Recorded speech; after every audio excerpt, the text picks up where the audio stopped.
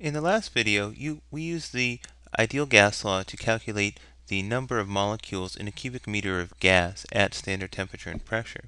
In this video, we're going to use the alternative form of the ideal gas law, which says that pressure times volume equals the Boltzmann's constant times the number of molecules or atoms in a certain volume of gas at a certain pressure and temperature. And what you should be able to see is by using the alternative form of the ideal gas law, it'll be one step quicker to finding the solution. All right, so let's just summarize again what we found in our first problem. All right, so we want to know the number of molecules per cubic meter. So our volume in this case is going to be 1 meter cubed. Our pressure is going to be standard pressure, which is 101,300 pascals. And the temperature at which this volume of gas is at will be 273 Kelvin.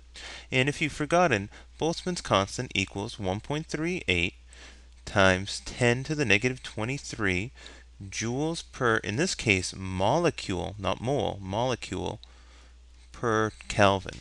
All right? And what Boltzmann's constant tells us is the energy contained within one molecule at a specific temperature. All right, so let's work with this alternative form of the ideal gas law. So again, pressure times volume equals Boltzmann's constant times the number of molecules within our sample of gas times the temperature that that gas is at. In this case, what we want to know is the number of molecules, which is this number here. So what we'll do is we'll divide both sides by Boltzmann's constant and temperature. What I do to one side of an equation, I must do to the other side of the equation. And when I perform this division, you'll see that this unit of kb cancels out with this unit of kb. This unit of temperature cancels out with that unit of temperature. And I'm left with just units of molecules. So what I get in a more simplified form is the number of molecules equals pressure times volume divided by Boltzmann's constant times the temperature that the gas is at. And in this case, our pressure is 101,300 pascals. And the volume that that gas is contained in is 1 meter cubed.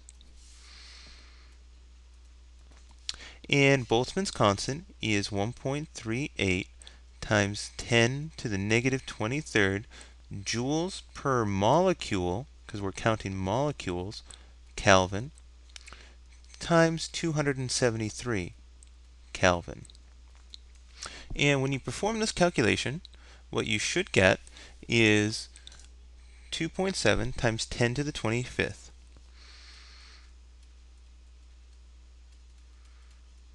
And in this case, we're counting molecules, not atoms, so molecules.